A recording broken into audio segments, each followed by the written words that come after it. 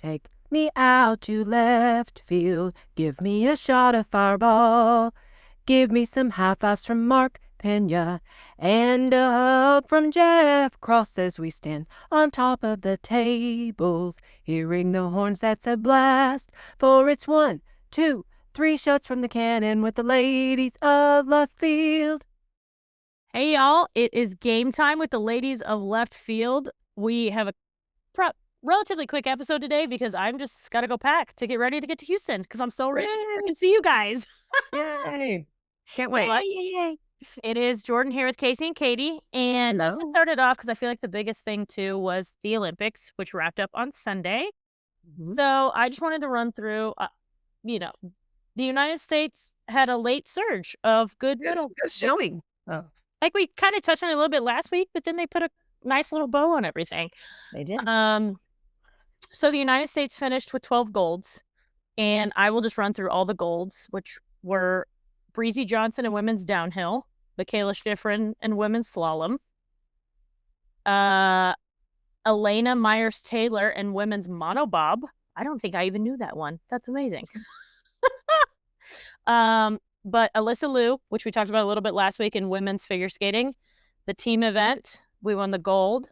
Freestyle skiing, Elizabeth Lemley in women's moguls. We won mixed team aerials and men's free ski half pipe. Did I read that right? Yes, with Alex Ferreira. Sorry about the pronunciation. And then probably the biggest one, obviously we already knew that the women kicked ass and won gold. The men also won gold on Sunday, also beating Canada, also in overtime. So if you had an early alarm set, then you probably watched that one. Yep. And then in speed skating, Jordan Stoltz won the 500 and the 1,000 meter.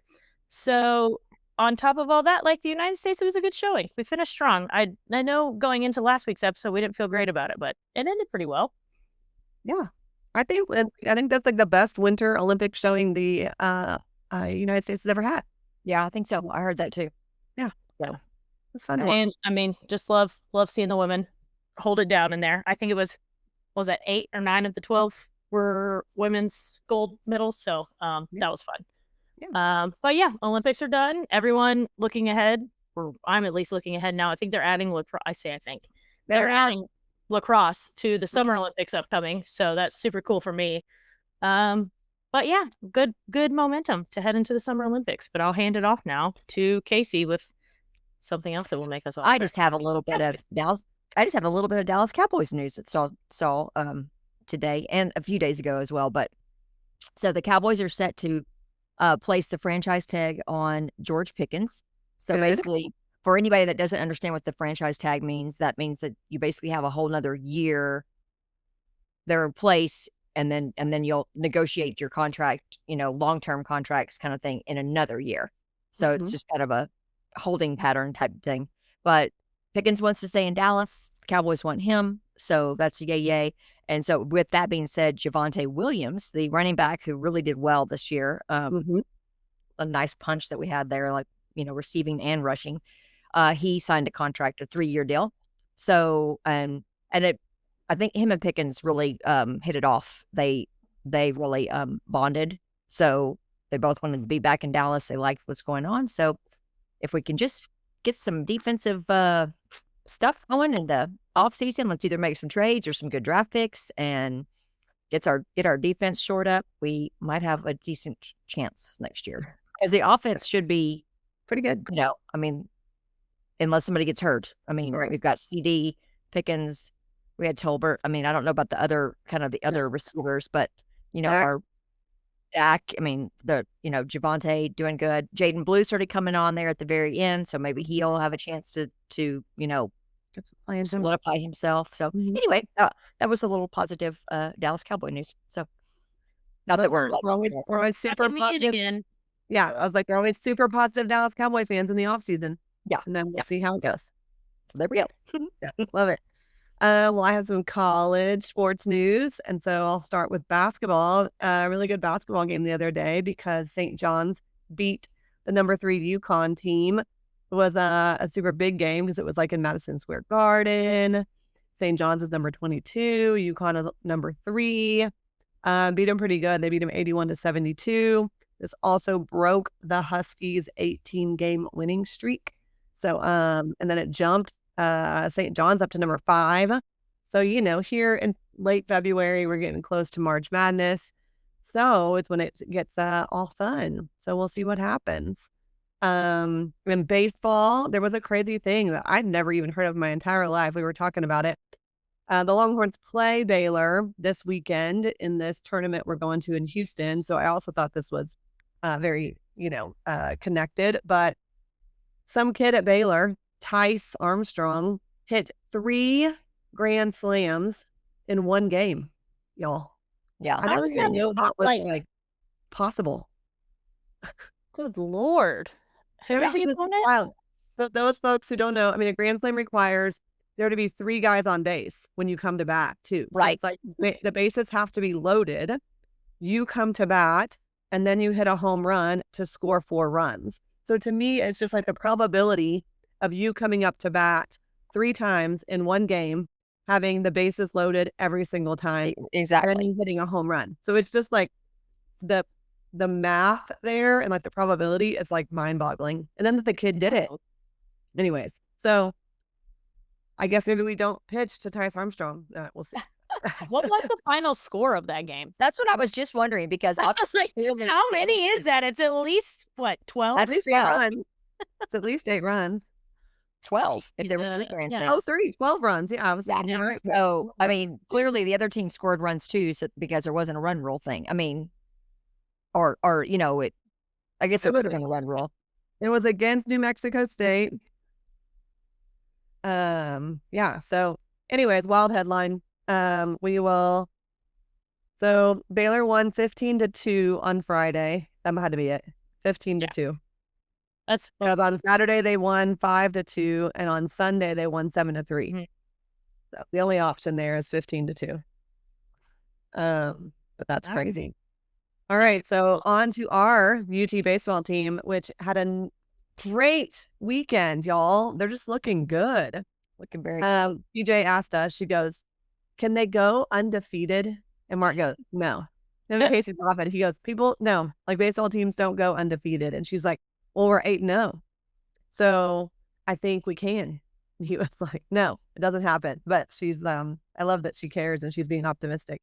And I appreciate the optimism there. Yeah, we can, PJ. I mean, don't let her. And now her and Tallulah actually go inside and they have made their own seats. They have 2 seats that they have reserved themselves to have now, right behind home plate. I think they are like handicap ones, like they're the ones that sit up a little bit, kind of like behind the actual seats, but nobody kicks them out. And that's where they go and sit every single game. So at least we know they're there. And they are in there like watching the game, hanging out, living their best lives. So good. Yeah.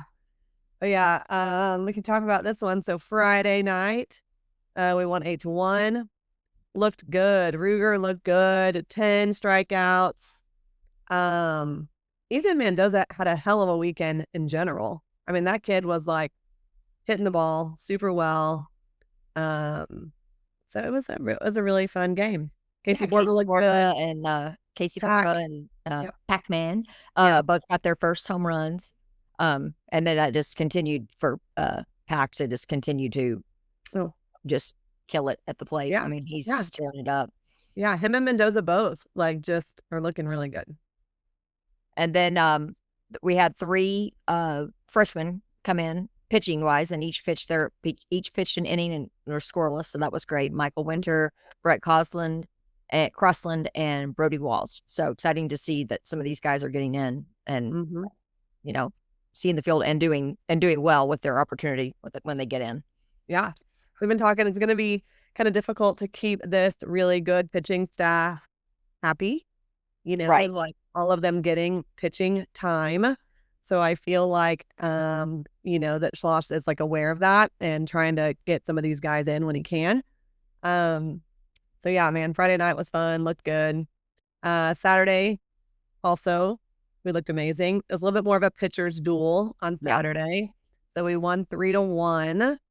This was the wild thing, Jordan, like you said it. Aiden Robbins was just amazing. He was the offense. That's wild.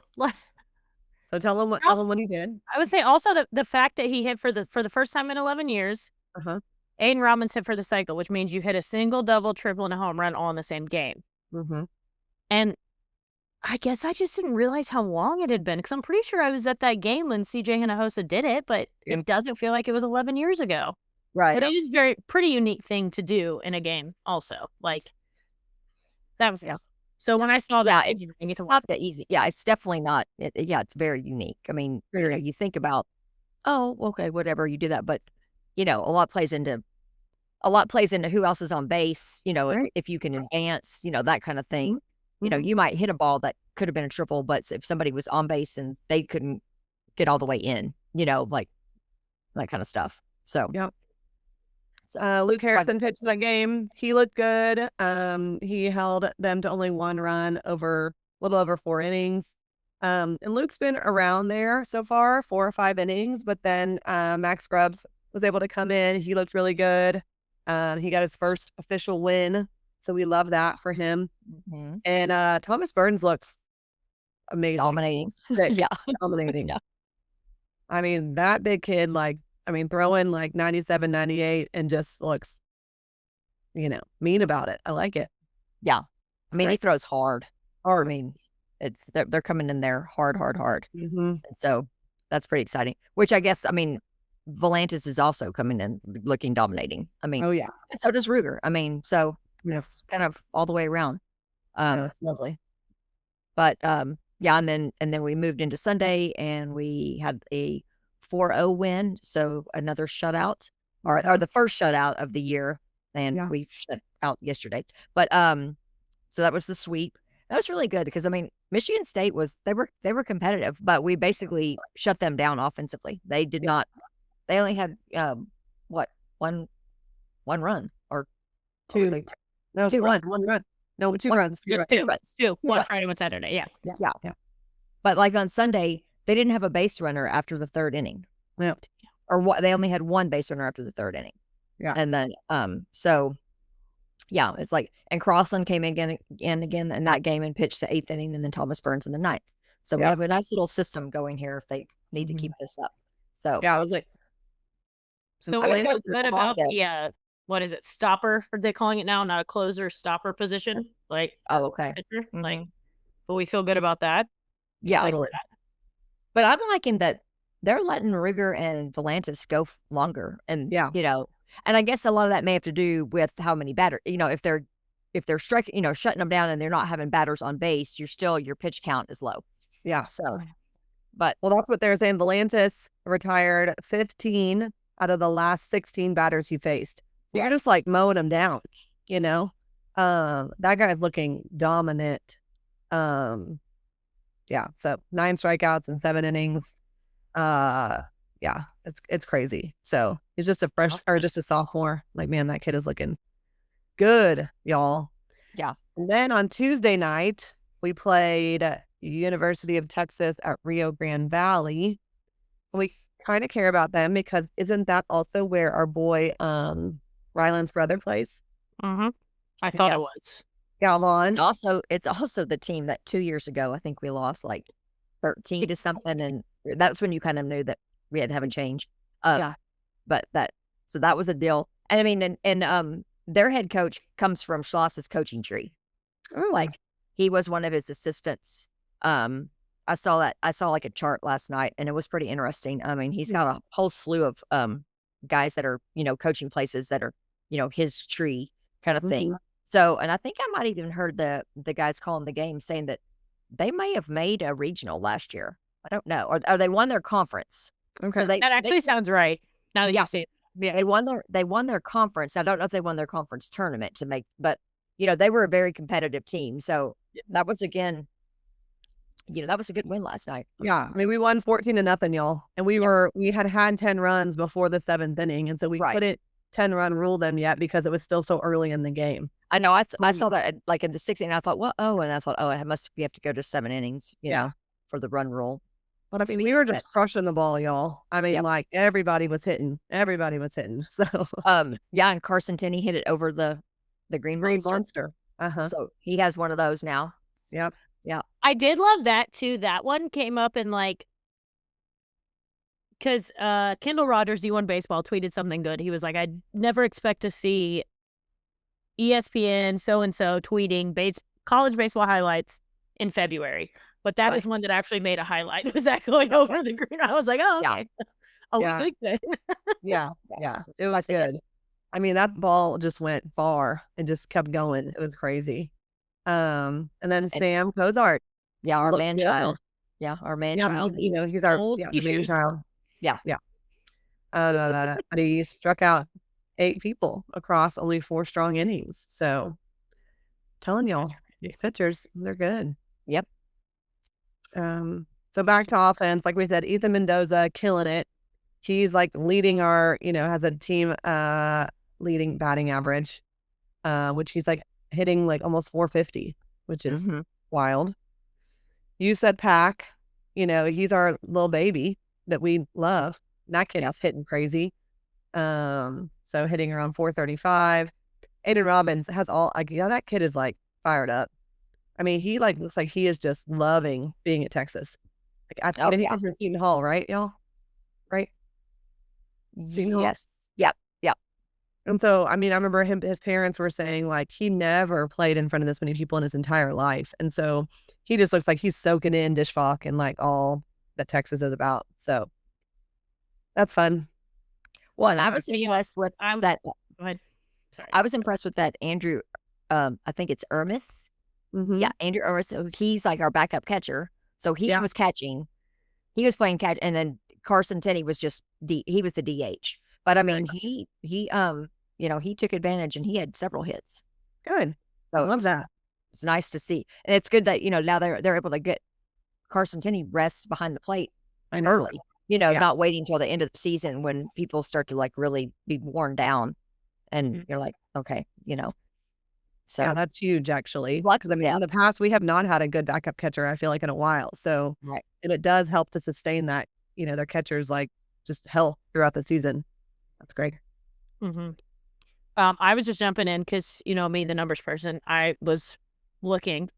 Did y'all realize we have the best ERA in Division I? I think so. I did not know that until right now, but yeah, we have the best ERA in Division I baseball. At 1.36. Next closest is Clemson at 1.43. So, for all the offense that they're generating, pitching is still holding it down, which is great. Yes. Yeah. We can keep it going this weekend. I'm just I'm looking.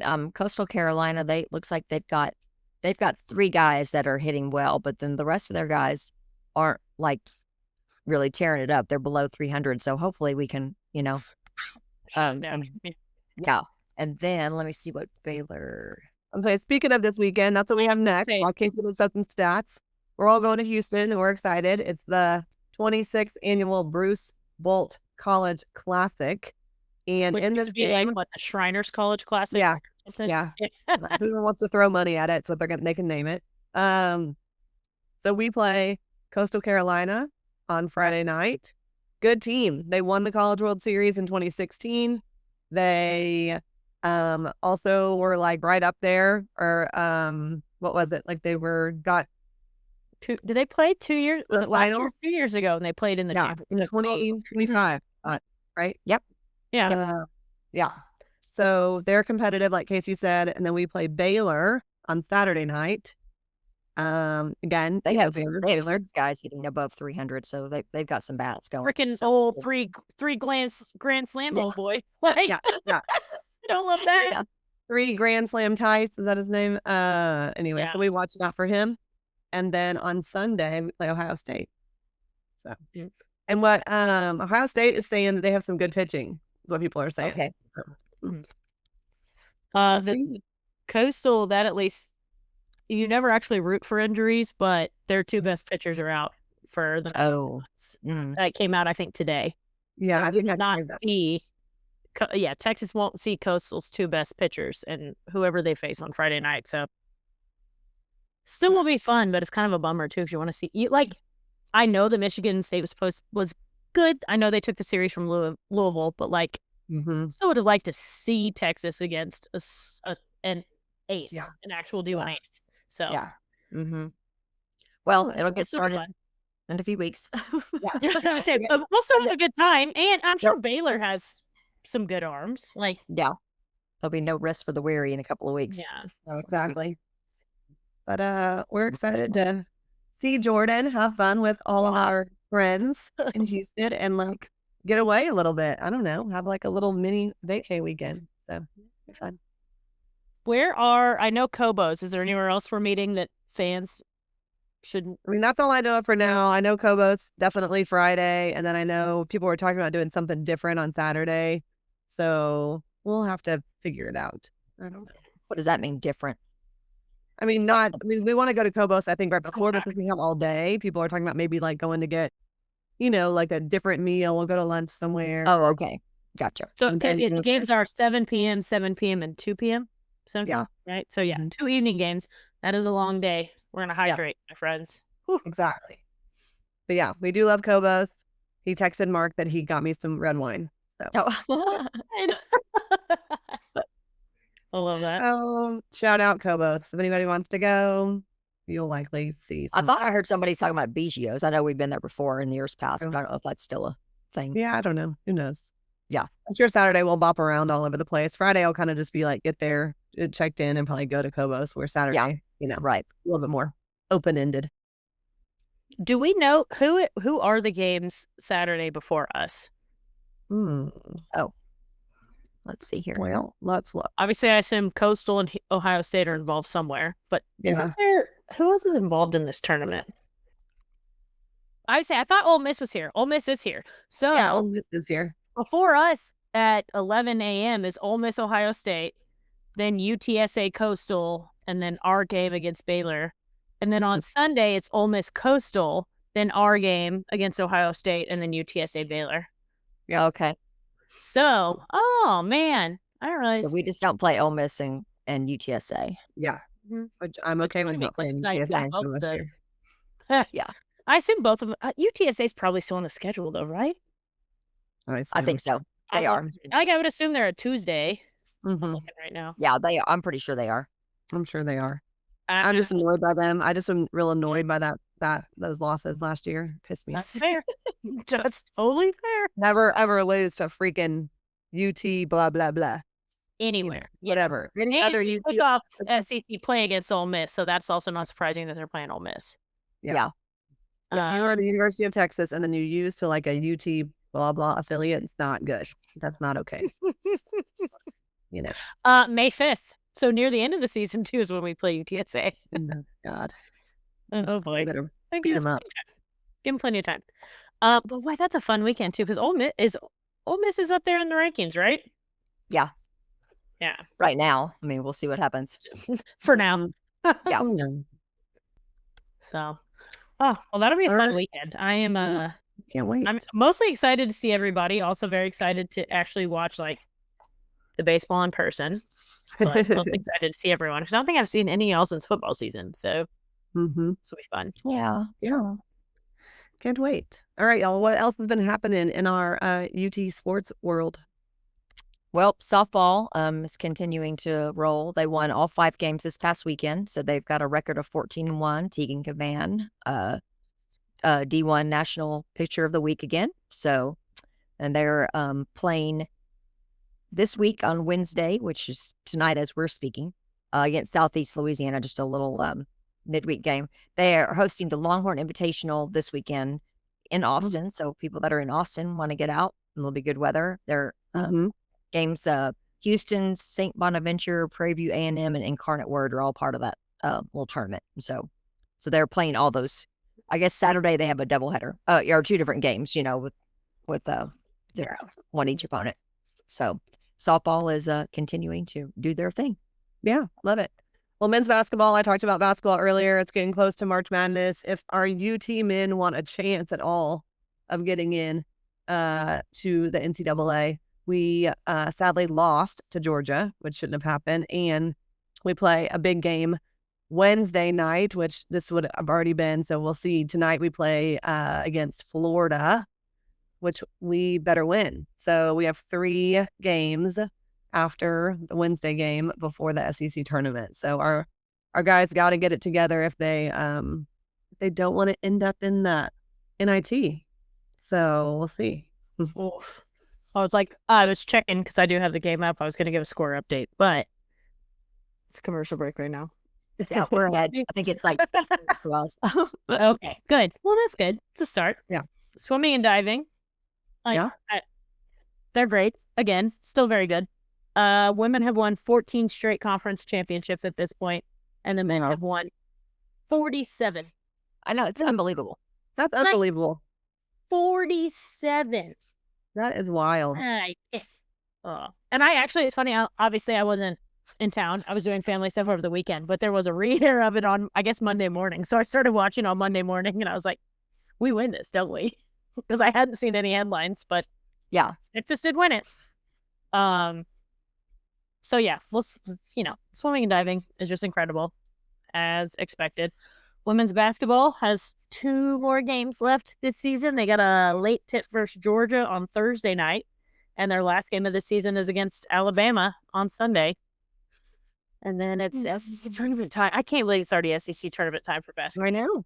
I can't believe it's almost March, y'all. Like Monday is March. Actually, Sunday is March, but still, to me, in like work weeks, I'm like, damn, next week is March. It's crazy. So, yep. And then beach volleyball got their season started this past weekend. And they went 4-2. So all 4 of their wins were over ranked teams. I don't know how many beach volleyball teams there are, but we dropped our matches to UCLA, who's number 1, and Stanford, who's number 2. But we did. The other 4 that we beat were all ranked in the top 20. So that's a good start for them. And I saw in highlights that there was like a big crowd. Like, yeah, they were out in California, or they were either in Hawaii or California. So they were in the good setting for it. I was just like, this looks so fun. It was like a big old crowd. Good. Well, yeah, we'll keep it rolling. Cheer for our basketball teams, and we can see what happens going into March Madness. Other little fun stuff is, if you're paying attention to the NFL, the combine started this week. So, we can watch a bunch of Longhorns and see how they do. Who's all there? We got tight end Jack injuries. You got DJ Campbell, offensive lineman, Trey Moore, defensive lineman, Anthony Hill Jr., linebacker. I assume everyone knows who he is, but if not, then you got Jalen Gilbo, Manny Muhammad, and Michael Taft on the DV front. So a good showing, although I was looking, and I know that we were expecting this, but I was looking at very early, Mel Kiper's very early draft projections. There was not a Texas guy in the first round. I was like, it's rude. I don't like that. I know we discussed this and we expect that, but I was still like, well, it's unkind. Like, have you watched Anthony Hill play football? Yeah, that's true. Exactly. Yeah. Maybe he'll show out in the combine and people will be like, Dallas Cowboys, pay attention. Hello. Hello. He's a hometown boy. That would be really all good. Oh my gosh. I would be so happy. Dang. I love it. All right, y'all. Well, I guess that's about right. We will actually see Jordan this weekend in real life, not just on the screen. And we will, pretend left field in Houston. Hopefully we can see lots of y'all at Cowboys or the ballpark or wherever, and in our own little left field crew. Yes. Come hang, friends. We'll have our own left field at Dakin. Is that how you say it? Dakin? That sounds right. Yeah. Sounds good. All right. Juice box, whatever. Yeah, exactly. All right. See y'all in left field. Yeah, left field.